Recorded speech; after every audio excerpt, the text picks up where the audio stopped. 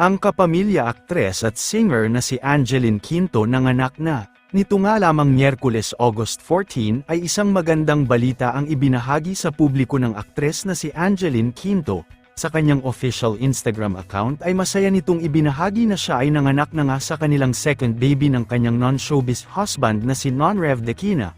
Isang healthy baby girl nga ang kanilang second baby na pinangalanan naman nilang baby as in Sylvia Dequina. August 14 umano nang siya ay nanganak sa St. Luke's Hospital sa Bonifacio Global City.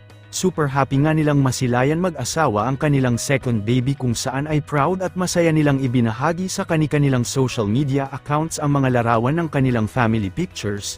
Matatandaan na nito lamang nagdaang May 2024 nang masayang isinapubliko nina Angeline Quinto at Non-Rev Dequina na madadagdagan ang miyembro ng kanilang pamilya.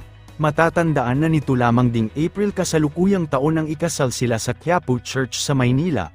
Kaya naman maituturing ng mag-asawang Angeline Quinto at Non-Rev Dequina na napaka-special para sa kanilang pamilya ang taon ng 2024 dahil umaapaw ng blessing ang kanilang pamilya.